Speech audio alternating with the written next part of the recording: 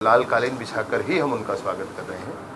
आज के दिनांक पर भी काफ़ी बड़ी संख्या में लोग जो सशस्त्र नक्सली हुआ करते थे वो मुख्य धारा में आ रहे हैं। इसमें काफ़ी लोग हैं। रुपेश को लेकर आपने कुछ लोगों के नाम लिए थे जिसमें से कल सोनू ने वहां पर सरेंडर किया है। क्या माना जाए कि जो अंतिम कैडर है वो भी अब आप बिल्कुल ऐसा मान सकते हैं। कांकेर का एरिया, माड़ का एरिया, ये लगभग अब सशस्त्र नक्सलिज्म से पूर्णतः मुक्त हुआ जान सकते हैं आप। इसके अतिरिक्त जो शेष अन्य स्थान हैं, दक्षिण बस्तर का स्थान है, वहाँ पर भी अपील सरकार करती है कि आप मुख्यधारा में आएँ, आप जनता के बीच में जाकर के काम करें, जनता के मनोभाव के आधार पर आप बहुमत प्राप्त करके आगे बढ़ें, लोकतंत्र पर आधारित काम करें। इसकी अपील अभी भी सरकार करती है और मैं सोचता हूँ कि शीघ्र ही उस पर भी कोई उनका मन बनेगा। अब बस्तर की जनता कोई लाल आतंक चाहती नहीं। ये कोई प्रोत्साहन कार्यक्रम होगा क्या ऐसे कि जो बड़े नक्सली जितने महाराष्ट्र की तर्ज पे यहाँ पे छत्तीसगढ़ ऐसे कार्यक्रम आयोजित करेंगे कि आप लोग ताकि उनको सम्मान और होगा तो कहाँ होगा और कौन कौन शामिल होगा इसमें? जो होना है बस्तर में ही होगा। मुख्यालय बस्तर के जगदलपुर में होगा और काफ़ी बड़ी संख्या में सरेंडर होना है और जो भी मुख्यधारा में आएंगे उनकी पूरी व्यवस्था भी सरकार की तरफ से की जाएगी। सर, सबसे अधिक प्रभावित जिलों में देखा जाए तो संख्या में भी कमी हुई है। बीजापुर, सुकमा, नारायणपुर तीन ही देखा जाए तो मुख्य तौर पर बचे, तो उसके लिए विशेष रणनीति के साथ काम करेंगे। क्या चीज?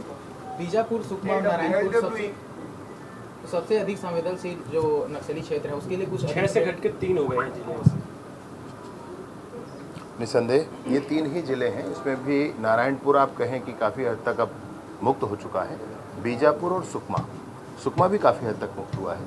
बीजापुर ही अब वो जिला बच गया है जिसमें परेशानी अभी भी है, लेकिन मैं पूरे विश्वास के साथ ही सोचता हूँ कि बस थोड़े ही समय में वहाँ पर भी स्थितियाँ स्पष्ट हो जाएंगी। ये उन्मूलन अभियान के पुलिस बल से आपने रात को मुलाकात किया, उन्मूलन अभियान के पुलिस बलों से आपने मुलाकात की, रात्रि में आप लोगों ने उनसे अच्छे से बातचीत की थी, क्या क्या फीडबैक लिया आपने उनसे?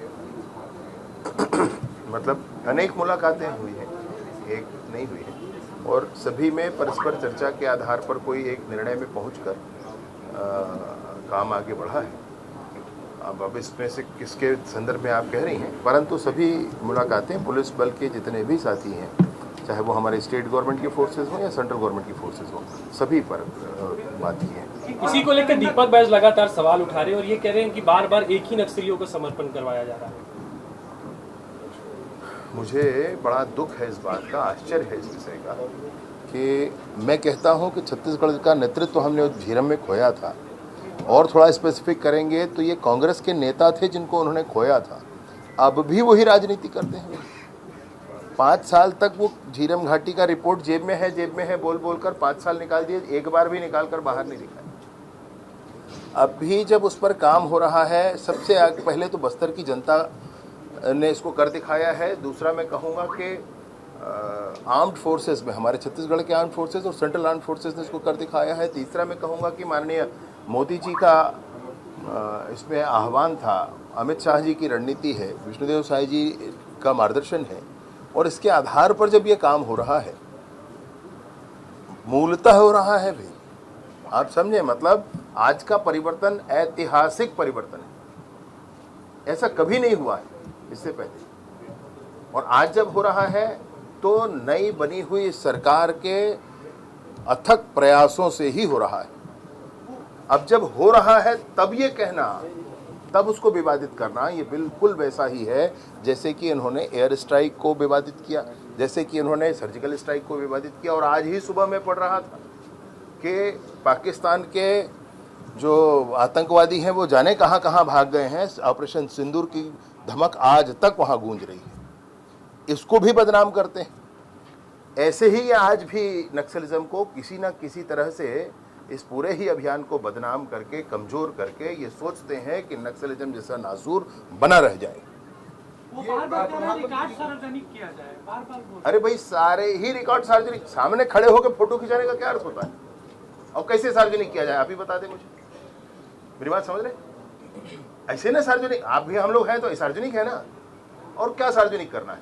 नाम सारे के हैं, गांव सारे के हैं, फोटो सारे के हैं, अब कैसे किया जाए? तो सर ये एक्सेप्ट क्यों नहीं कर पा रहे हैं इस चीज को? वो इसलिए नहीं कर पा रहे हैं कि ये अपने रहते रहते कुछ ना कर पाए, इसलिए वो एक्सेप्ट नहीं कर पा रहे।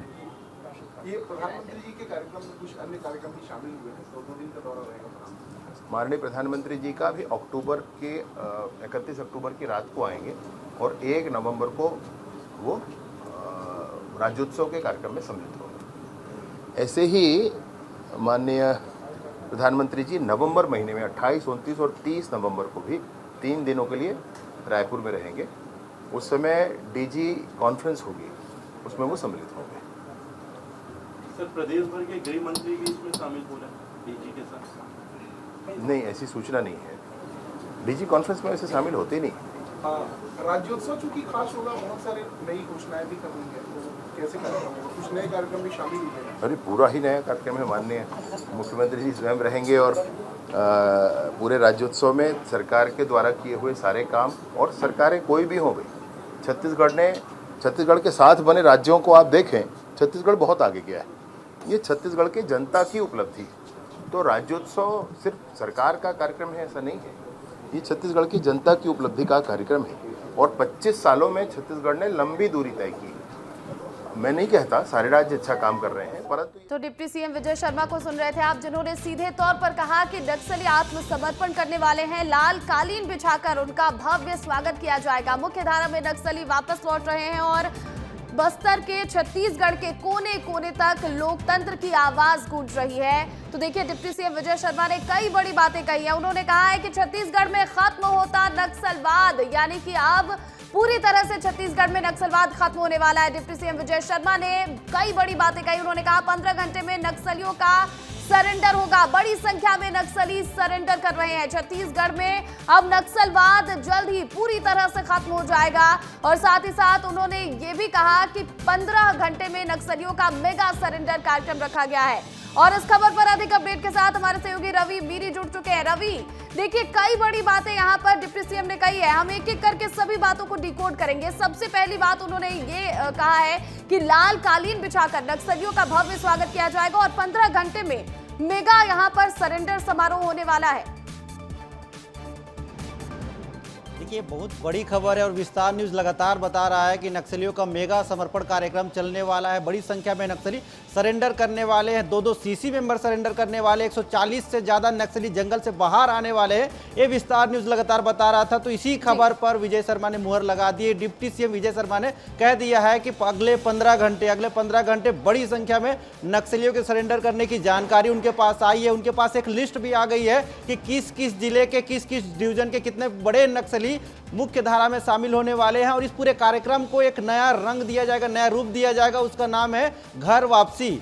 नक्सली समर्पण नहीं, नक्सली घर वापसी करने वाले हैं, ये कार्यक्रम रखा जाएगा। और इसमें कौन कौन बड़े नेता शामिल होंगे इसकी भी अभी जानकारी पूरी तरीके से बताई नहीं गई है। लेकिन नक्सलियों का रेड कारपेट बिछाकर स्वागत किया जाएगा, लाल कालीन बिछाकर स्वागत किया जाएगा, यह स्पष्ट हो गया है। और आज इसी वक्त से लेकर अगले 15 घंटे तक आप देखते रहिए कि बड़े बड़े नक्सली सरेंडर करने वाले हैं। और दिवाली से पहले आप नक्सलियों को गिन पाएंगे। अभी ऐसी संख्या है कि नक्सलियों की संख्या को हम हजारों में बोलते हैं, लेकिन दिवाली तक ये पता चल जाएगा कि नक्सलियों की संख्या गिनती में रहेगी।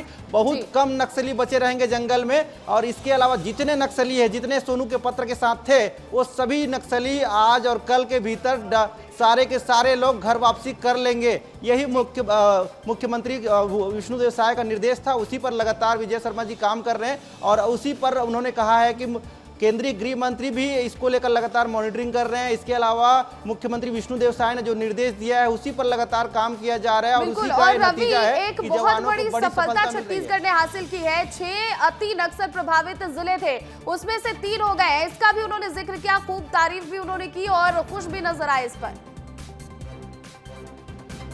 बिल्कुल देखिए, छत्तीसगढ़ में जितने नक्सल प्रभावित क्षेत्र थे वो उनकी संख्या लगातार घट रही है और बस्तर के 7 जिले थे जहां वो नक्सल प्रभावित थे और उनकी संख्या घटकर अब 3 रह गई है। इसमें आपको बता दे रहा हूं कि सुकमा सबसे ज्यादा भी प्रभावित है और सुकमा डिवीजन के ही नक्सली अभी भी हथियार लेकर खड़े हैं। बाकी सभी डिवीजन के जो नक्सली है वो लगातार समर्पण करने के पक्ष में है। उन्होंने जल्द ही छत्तीसगढ़ पूरी तरह से नक्सलवाद से मुक्त हो जाएगा। और देखिए जो दीपक बैज जिस तरह से बार बार सरकार को सवालों के घेरे में खड़े कर रहे हैं, उस पर भी उन्होंने खूब टिप्पणी की है, उन्होंने तंज भी कसा है। इस पर भी हमारी चर्चा जारी रहेगी और देखिए वो तस्वीरें भी हमारे दर्शकों को दिखाएंगे जब तमाम जो नक्सली है वो हथियार डालने पहुंचेंगे और उनका भव्य स्वागत किया जाएगा। बहुत शुक्रिया रवि तमाम अपडेट के लिए।